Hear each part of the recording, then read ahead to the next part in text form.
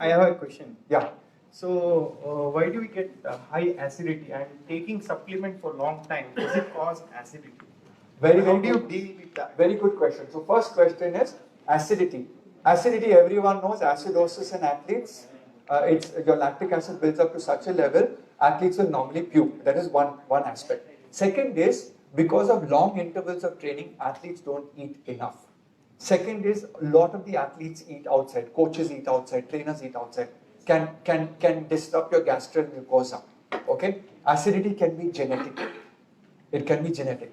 Now, do supplements cause acidity? Yes. I believe that to a certain extent, when you look at food allergy tests, okay, when you look at food allergy tests, if you're taking foods like gluten, lactose, and they're not agreeing with you, the gut and the intestine are releasing unnecessary amount of enzymes to digest that food which you don't like.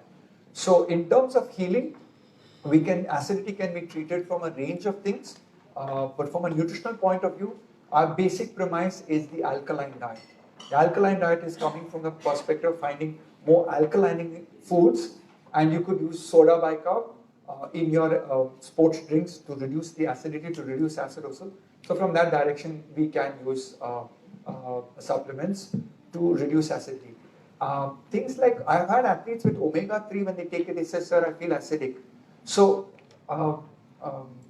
even, what was the other one? There's one more that very frequently causes acidity for athletes.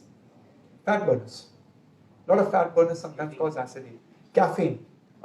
Aspirin, for the longest period of time, aspirin has been used as the ECA stack, if you remember. The ephedrine, caffeine, and aspirin have been used for fat burners. So when athletes take this, they tend to have greater amount of acidity because they're destroying the gut line. So, can you take medicines for acidity, and does it help longer? What does the medicine do? So I always say, no, if you get a cut, like, you have to find out how you got cut. So you have to discover why you're getting acidity. Is it improper diet timing? Is it improper food in the diet? Is it overload of supplement? Is it genetic? Now, the short-term fix will be medication, okay? Because medication, your proton pump inhibitors and all of that stuff will reduce your acid production. And medically, yes, if a person is in pain, the correct prognosis is to go to a doctor and get a prescription to take care of that. Side by side, work on the diet.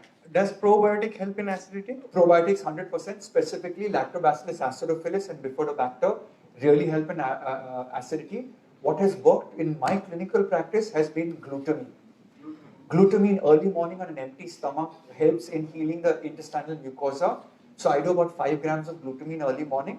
Also, when you have protein and 5-gram teaspoon every 2-3 hours, it forms a bolus. So the acid attacks the protein, forms a bolus which is it swells up in stomach and protects the lining of the stomach from getting attacked. So you can actually use food to kind of cheat and prevent acidity. So apple chadega vinegar. So if you take it in empty stomach, does it help to reduce? I've had both cases. So I worked with Dr. Stephen. You should Google up this guy, Dr. Stephen Dominic. He's the world-renowned professor on alkaline cure. So he recommends apple cider vinegar early morning.